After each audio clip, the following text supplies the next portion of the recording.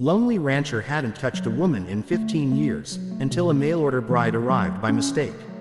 The rancher stood at the edge of the weathered fence, the horizon rolling endlessly before him, the mountains rising in the distance like a promise too far to ever reach.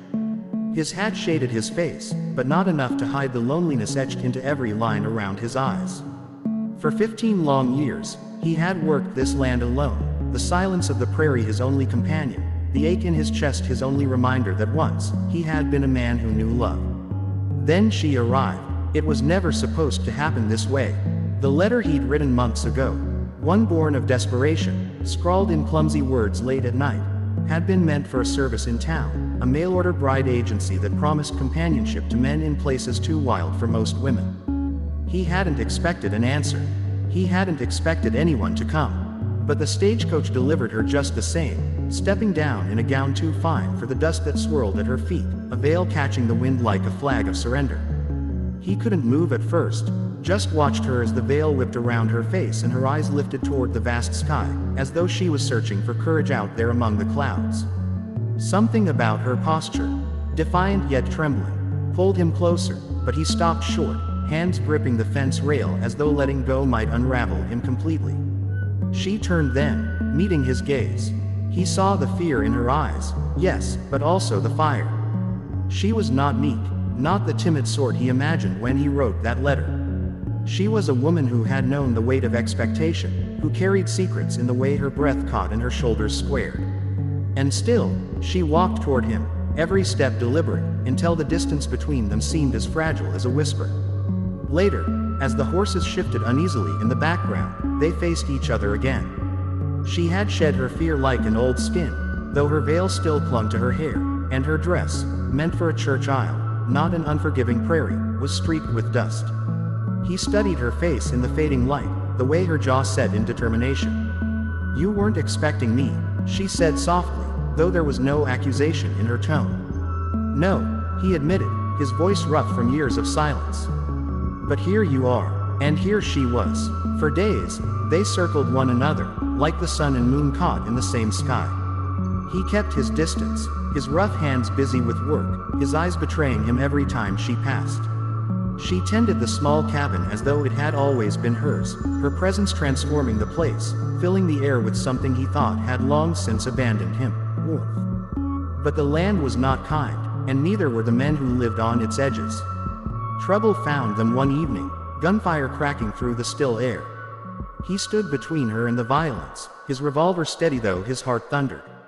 A man fell bleeding at his feet, and in that moment, he realized how easily she could be taken from him, how fragile this gift of her presence truly was. When the smoke cleared, she came to him. Her hands trembled as she reached for him, brushing blood from his sleeve that wasn't his own. He flinched, unused to such tenderness, but her touch lingered, soft and insistent, reminding him that he was not only a man of land and loss, but a man of flesh, of hunger, of need. That night, he found her by the stables, her face lit by moonlight, the horse shifting restlessly behind her. She held his gaze, unafraid, though her breath came quick and shallow. He stepped closer, the years of loneliness pressing in around him, and for the first time in 15 years, he reached out, his hand brushing her cheek as though she might vanish if he touched too firmly. The air between them thickened, silence speaking louder than words. She leaned into him then, her veil brushing against his chest, and in that quiet, aching moment, the distance he had built between himself and the world collapsed. But not every story of love on the frontier was written in soft moments. She carried a past as heavy as his, and when she packed her case one cold morning, he saw the truth. She had not come to him willingly. A mistake, a twist of fate, had delivered her here. The letter he had written had been meant for someone else, and she had stepped into a life she hadn't chosen. He stood in the mud as she walked away, suitcase in one hand, a torn letter in the other. The mountains loomed behind her, sharp and unforgiving, as if daring him to let her go. He clenched his fists at his sides, torn between pride and desperation, between the man he had always been and the man she made him want to be. And still, he could not move. The prairie stretched out, endless and cruel, but in the space between them, something had taken root.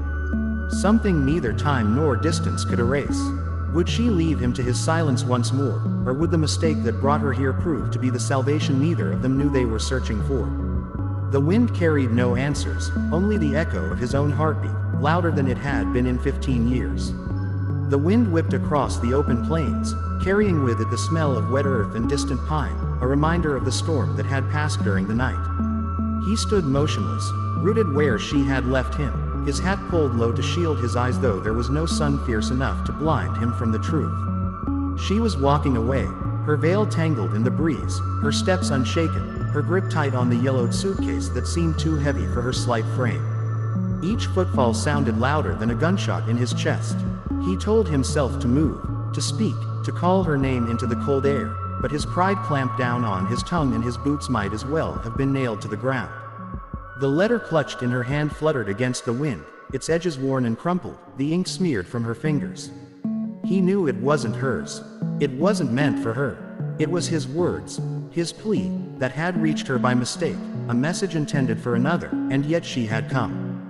Fate had dragged her to his ranch, into his silence, into his heart. And now fate was dragging her away.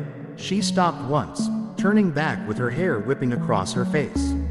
For the briefest moment, their eyes locked across the stretch of dirt road. Her lips parted as though she wanted to speak, but she turned sharply before he could take a single step forward. He watched as she walked farther down the road, the suitcase bumping against her thigh, her veil a tattered banner behind her, until the stagecoach appeared, a black shape against the pale line of mountains.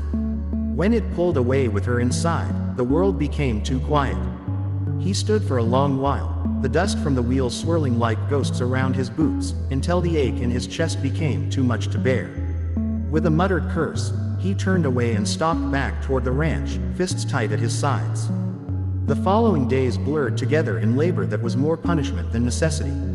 He worked the land until his hands bled, until his muscles screamed. He repaired fences that didn't need fixing, hauled water when the barrels were full, rode the pastures long after the cattle had bedded down. Anything to chase the silence, anything to drown out the memory of her eyes, of the warmth her presence had brought into his hollow home. But the land could not erase her. He found her, everywhere, in the faint scent of lavender left behind on the sheets she had slept in the way the morning light fell across the chair she had favored by the fire, in the softness of a handkerchief he discovered tucked into the folds of her abandoned trunk.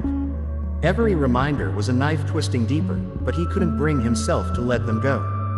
One evening, as the sun bled across the horizon in shades of fire and ash, a rider appeared on the ridge. At first, he thought it was nothing more than a ranch hand cutting across the property, but the silhouette carried something familiar in the straightness of the posture, the curve of the shoulders. His heart stumbled in his chest as the rider descended. It wasn't her, but it was news of her. The man dismounted, dust clinging to his boots, and handed him a folded note. "From town," he said simply before turning to leave. With shaking hands, he opened it. The handwriting was not hers.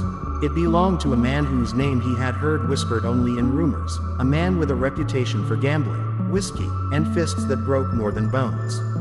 The letter was short, cruel in its bluntness.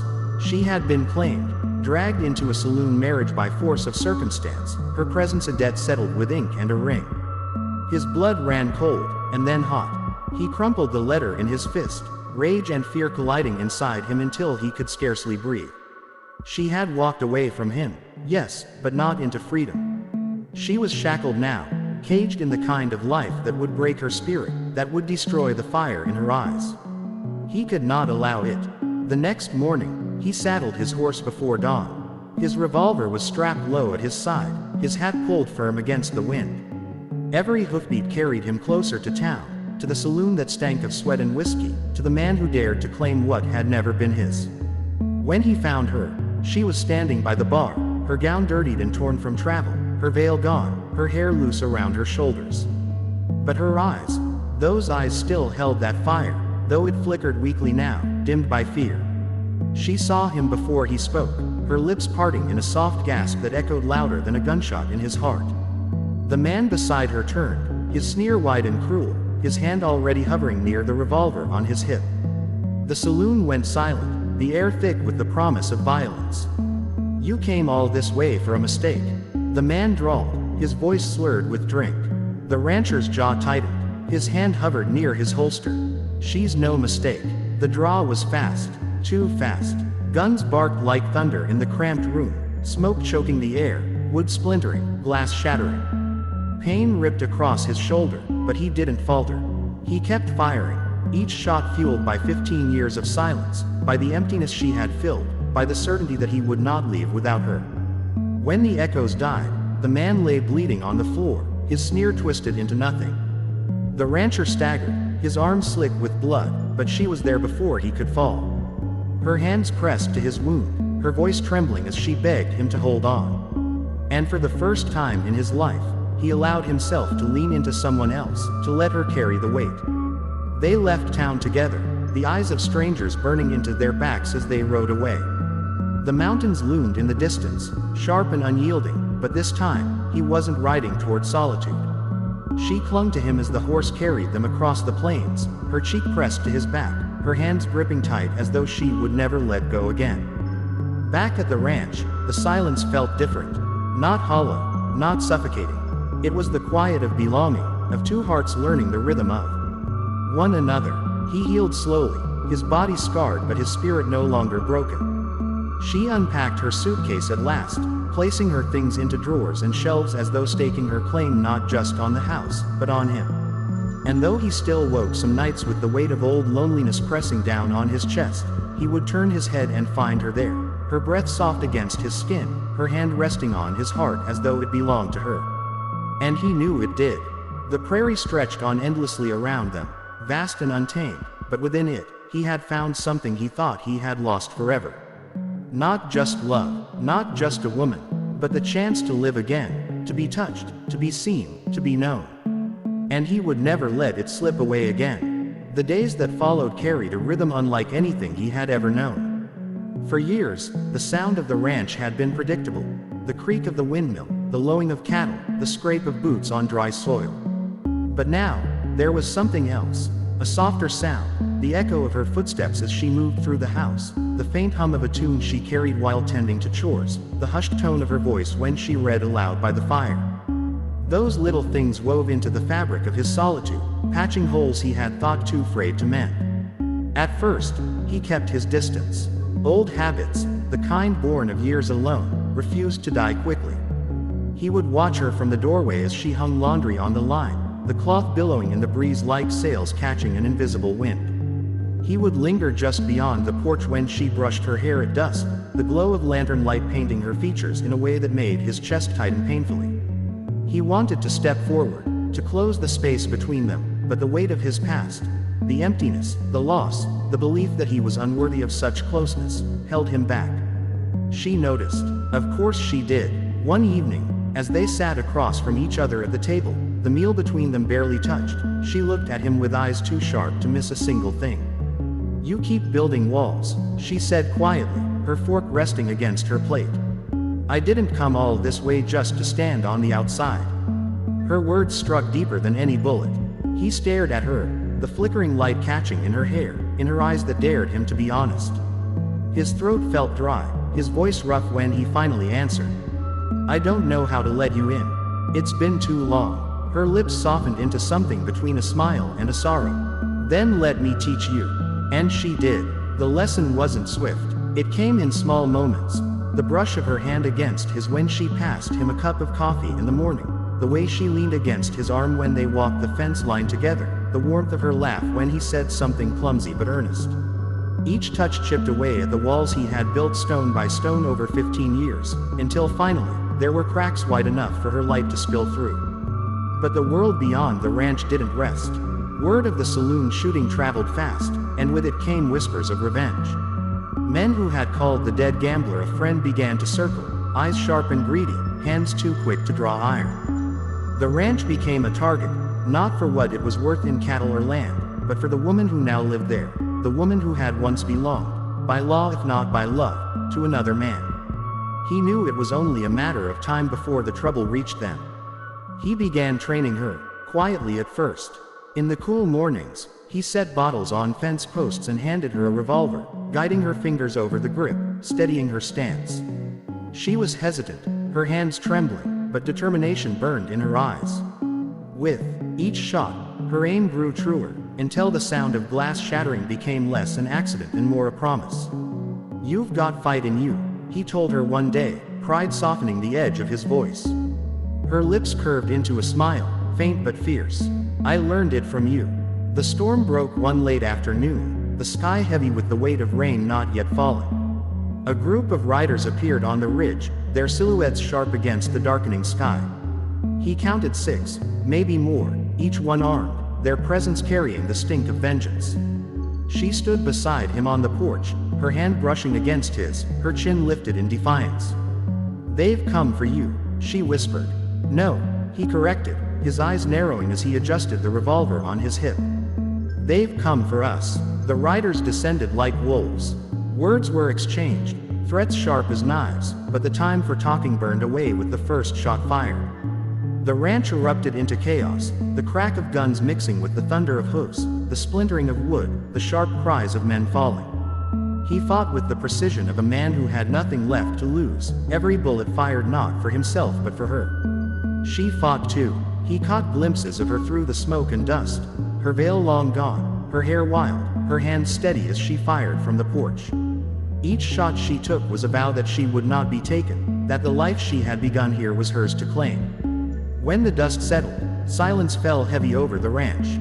The bodies of men lay scattered across the dirt, their vengeance snuffed out by the fire they had sought to ignite. He staggered, blood trickling from a cut on his forehead, but she was there in an instant, her hands firm against him, her voice steady even though her own body trembled. "We survived," she whispered, as if the words themselves were a prayer. He pulled her into his arms then, not caring about the blood, the dirt, the ruin around them. For the first time, he allowed himself to hold her fully, to claim what had been his from the moment fate delivered her to his door.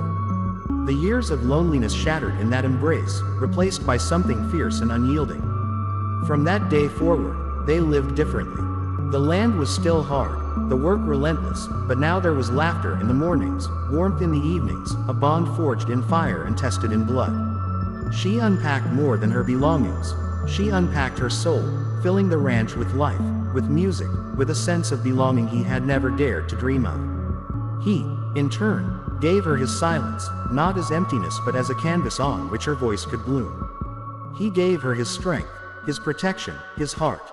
He learned to touch her without hesitation, to kiss her without fear, to love her without walls. There were scars left behind, both on their bodies and in their hearts, but they wore them proudly. Scars were proof of survival, proof that they had faced the world and refused to be broken. One evening, as the sun set behind the mountains, painting the sky in gold and crimson, she stood beside him at the fence line, her hand slipping into his. "Do you ever regret it?" she asked softly. "That I came here by mistake?" He turned to her, his eyes steady, his voice low but certain. "It wasn't a mistake, it was the only thing in my life that was ever meant to be." She smiled then, her eyes glistening in the fading light, and leaned against him, her head resting on his shoulder as the vast prairie stretched out before them. And for the first time in 15 years, he felt whole. The land was still wild, still untamed, still ready to test them at every turn. But now, he wasn't facing it alone. Now, he had her. And that was enough. The land stretched before them, endless and unbroken, the horizon painted in hues of fading fire as the sun sank lower, and he felt the weight of her against his shoulder as if it anchored him to the earth itself. For years he had wandered inside his own walls, disconnected from life though he lived and breathed, and now she was there, her hand entwined with his, a steady reminder that the world still had something to offer.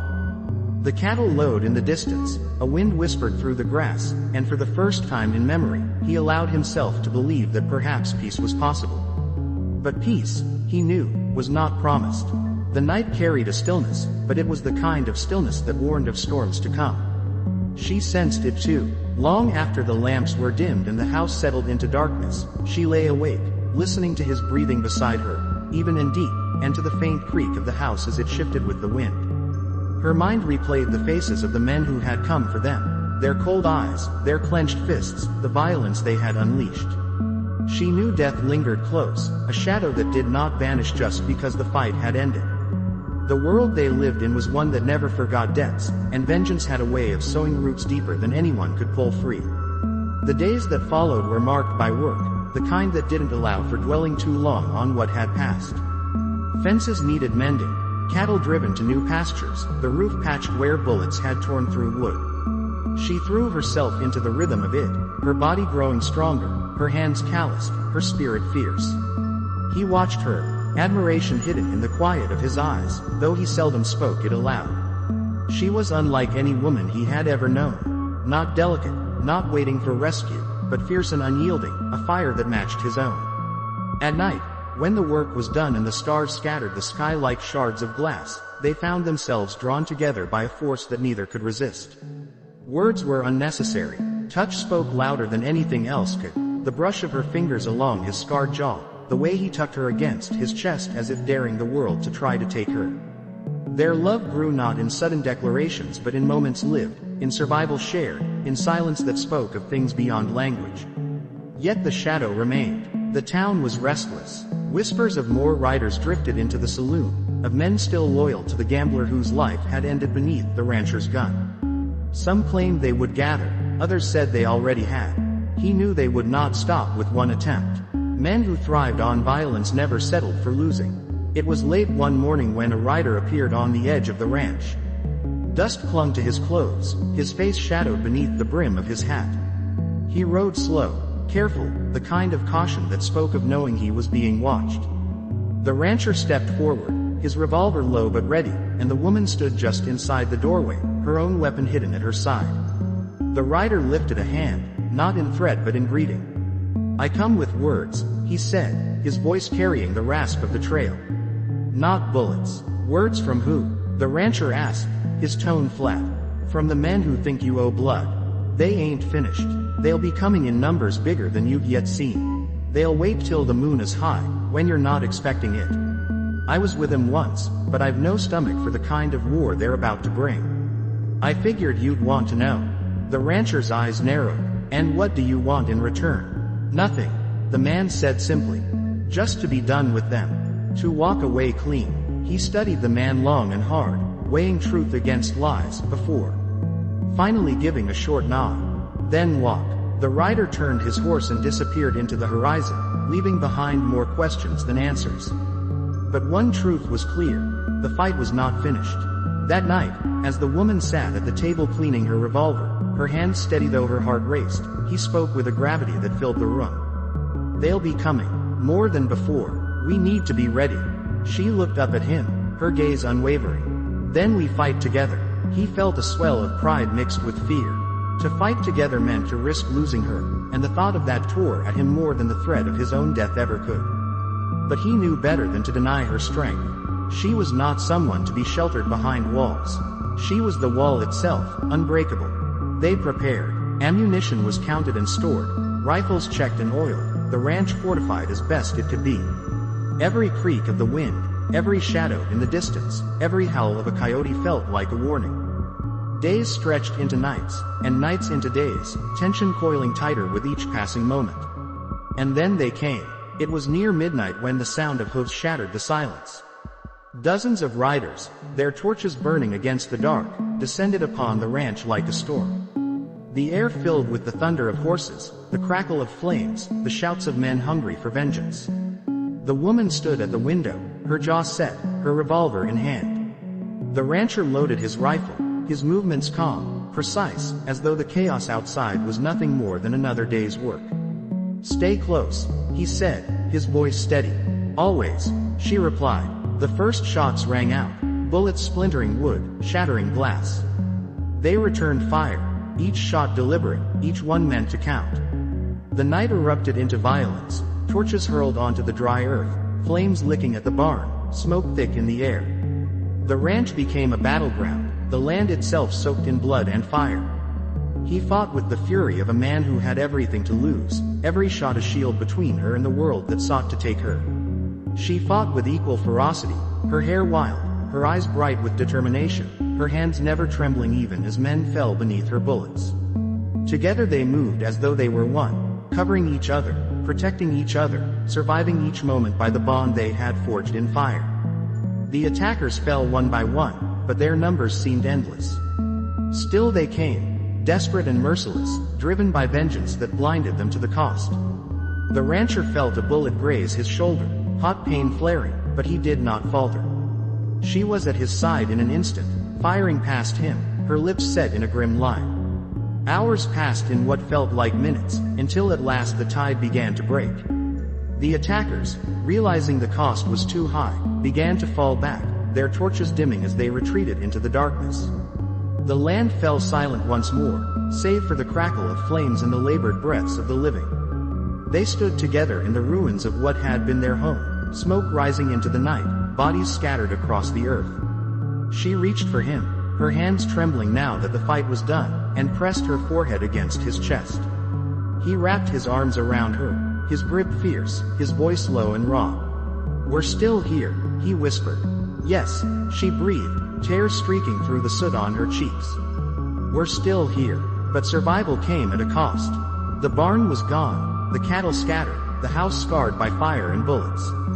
They had won the fight, but the war against the world they lived in would never truly end. He knew it, and so did she.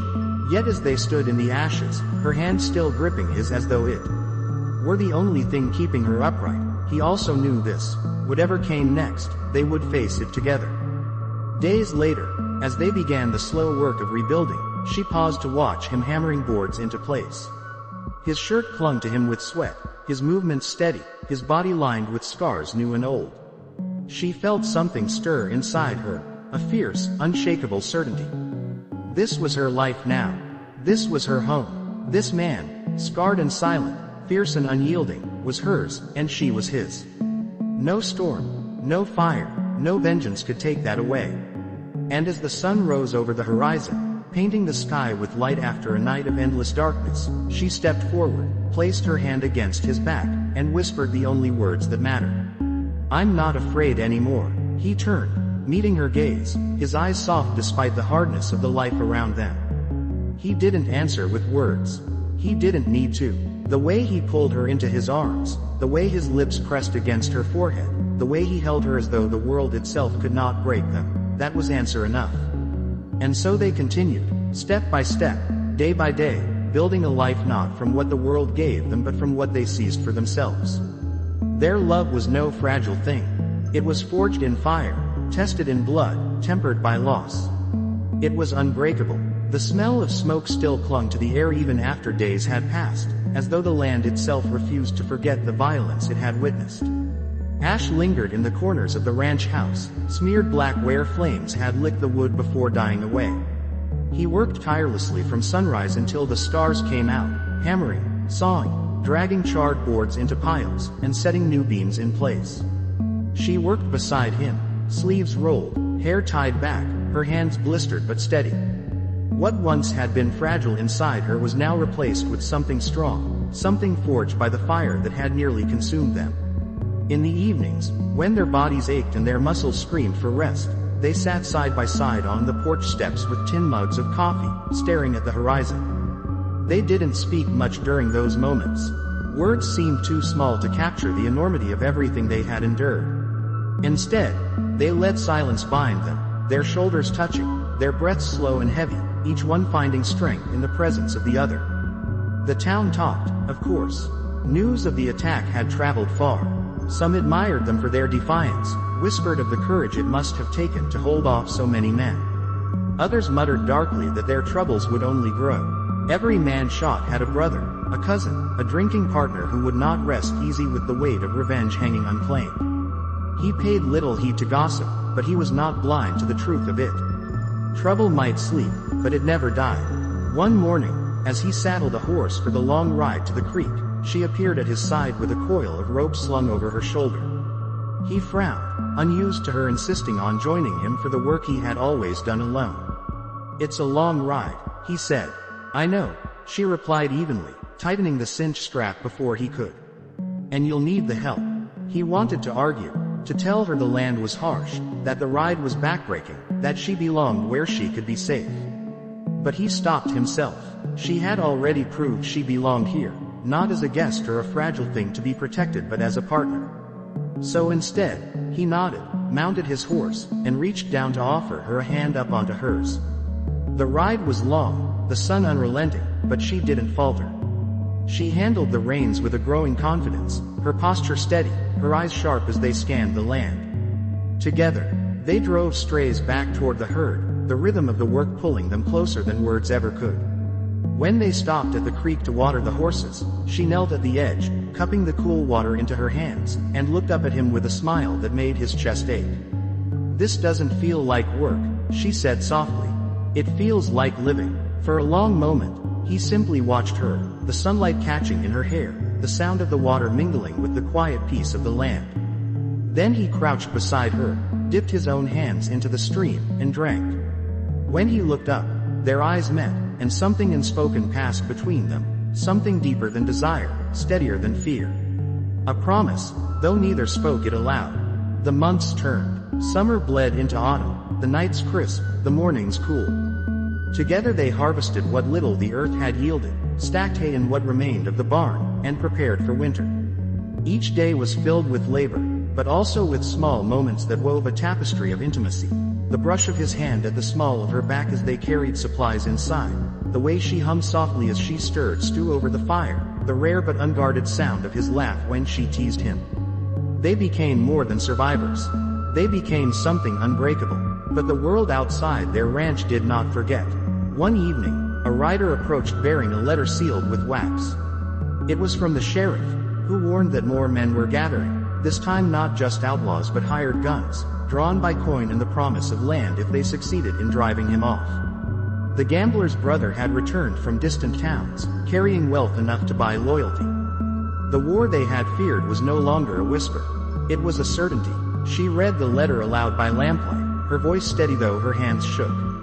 When she finished, silence filled the room. He stood at the window, staring into the darkness beyond the glass.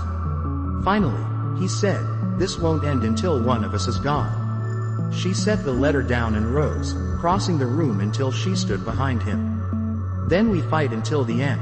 He turned to face her, his expression hard, his eyes shadowed with doubt. "I can't lose you." "You won't," she answered, placing her hands against his chest. "Because I'm not leaving." That night they made love with a desperation neither had known before, as if trying to etch their souls into each other before the world could tear them apart. The firelight painted their bodies gold, their breaths mingled, their hearts beat in rhythm. For hours, they clung to one another, not as two people bound by circumstance but as one force bound by something greater than fate. The next days were spent preparing. Ammunition was stockpiled, trenches dug, weak points in the house fortified. He trained her further, teaching her not just how to shoot but how to move, how to anticipate, how to survive. She absorbed every lesson, determination burning in her eyes, her movements sharp and precise. She was no longer the woman who had arrived on his doorstep by mistake. She was a warrior, forged by the trials of the land and the love they had found in each other. When the attack came, it was unlike anything before. Dozens of riders swept across the prairie under the cover of darkness, their guns blazing, their shouts carried on the wind. The ground shook with the thunder of hooves, the night sky lit by the fire of torches. He and she stood together at the barricade, rifles steady, eyes unflinching. The first wave crashed against them, bullets ripping through wood and flesh alike, but they did not falter. Shot after shot rang out, each one deliberate, each one fueled by the need to protect what was theirs. The battle raged through the night, smoke choked the air, fire roared, the cries of men and horses filled the darkness. He moved like a shadow, his every motion honed by years of violence, his every thought bent toward shielding her. She fought beside him, fearless, her hands steady even as her arms ached, her resolve unbroken even as men fell at her feet. Hours stretched into eternity. Blood stained the earth, bodies piled against the barricades, but still the attackers came. The gambler's brother himself rode at the front, his face twisted with rage, his voice carrying above the din. He wanted vengeance, not just for his kin but for his pride, and he would not stop until it was claimed. In the chaos, the brother forced his way through, his gun aimed straight at her. Time seemed to slow. The rancher saw it, felt the weight of inevitability, but his body moved faster than thought. He threw himself into the path, the bullet tearing through his side, fire and ice burning in its wake. He staggered but did not fall, his own revolver raised, his shot true. The brother toppled from his horse, lifeless before he hit the ground. She was at his side in an instant, her hands pressing against the wound, her eyes wild with fear and fury.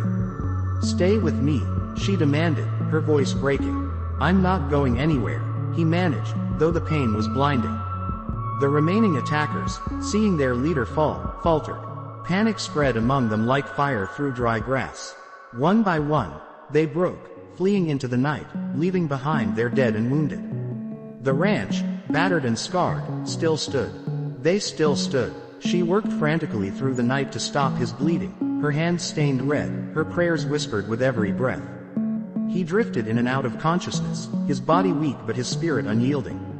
Each time his eyes fluttered open, she was there, her face pale, her gaze fierce, her voice a tether pulling him back from the edge. When dawn broke, painting the sky in soft hues of gold and rose, he still lived. Barely, but he lived. She collapsed beside him, exhaustion finally overtaking her, her head resting against his chest as his heartbeat thudded weakly beneath her ear. Days passed in a haze of pain and healing. She tended to him with tireless devotion, her own body aching but her spirit unbroken. Slowly, his strength returned. Slowly, color returned to his face, his voice grew steadier, his steps stronger. Together they buried the dead, rebuilt what had been lost, and tended to the wounded land. Winter came, harsh and unforgiving, but they faced it side by side. Snow blanketed the fields, ice rimmed the windows, but inside their home burned warmth, laughter, and love. He would catch her humming by the fire, her hands busy with mending, and he would feel a peace he had never known. She would catch him watching her, his gaze softer than the man the world had once known, and she would smile, knowing she had found her place. And so the seasons turned. The scars remained, etched into the land, their bodies, their memories. But scars were not weakness. They were proof of survival, proof that love could endure even when the world tried to tear it apart. Each day they rose together, worked together, lived together. Each night they lay in each other's arms, unshaken by the shadows that lingered outside. They had faced fire, blood, and death, and still they stood. Together, unyielding, unbroken. The land healed slowly, as though reluctant to forgive the violence that had been spilled upon it. Weeks after the battle, the scars still remained. Blackened earth where fire had lit the fields, broken fences where hooves had thundered, shattered wood from barricades that had barely held. But the ranch itself still stood. The walls were scarred, patched, where bullets had chewed through, the barn missing planks that wind now whistled through, yet the home was alive, beating like a heart. He moved carefully, his side bound tight, each step weighted with the ache of recovery, while she hovered close, equal parts gentle nurse and watchful guardian.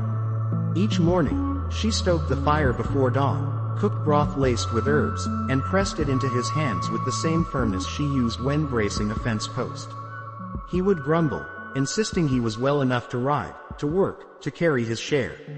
But when pain flashed across his face, she only arched a brow and told him, then prove it by living.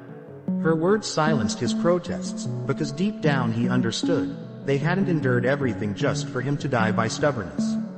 When he finally returned to the saddle weeks later, his body stiff but stronger, it was she who rode beside him. They rode slow, not chasing strays or repairing fences, but simply moving together over the wide prairie. The sky arched endlessly above them, blue and clean, as though mocking the darkness that had nearly taken them. He breathed deep of the cold air, his hand brushing hers on the reins, and for the first time in years, he felt the weight inside him lift. Not vanish. No, his past would never vanish, but ease, like a storm finally passing. The town still watched. Every trip into the settlement drew eyes, whispers, sometimes even open stares. Some offered respect, nods of acknowledgement, a hand extended in gratitude for the outlaws they had felled. Others gave cold, guarded looks, suspicion in their eyes. She felt it, that judgment pressing like a shadow, but she never flinched. Her chin stayed high, her gaze steady, and when she stood beside him in the mercantile or walked at his arm down the main street, the message was clear. She was his, and he was hers, and no one could shake that. It was the preacher who first spoke openly. One Sunday, he approached them outside the small white church, his hat in his hand, his weathered face thoughtful.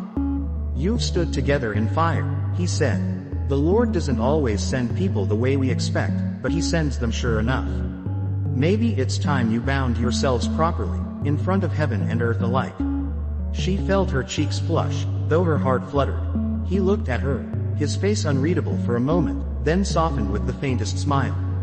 "Maybe it is." The wedding was small, almost private, held in the yard with the hills rolling behind them and the winter sun spilling gold on the snow. The townsfolk came, some out of support, some out of curiosity, but when she walked from the house in a simple white dress she had sewn herself, silence fell. She looked radiant not because of the dress, not because of flowers in her hair, but because of the strength in her eyes, the love that shone clear as day. He stood waiting, a fresh-cut shirt across his broad shoulders, his hat in his hands, and for the first time in his life, he felt peace. The vows were simple, words spoken with trembling voices but steady hearts. When he kissed her, it was not the hungry kiss of desperation they had shared in fire, nor the tentative kiss of new love. It was the deep, steady, binding kiss of two souls who had survived the worst and chosen each other forever. Life after the wedding was not without hardship, but hardship no longer frightened them. The ranch needed endless work. The barn had to be rebuilt beam by beam. The herds had to be tended through snowstorms and driving winds. Supplies had to be hauled from town over roads that froze solid or turned to mud with the spring thaw. But each task, each trial, they faced together. When he faltered from pain, she steadied him.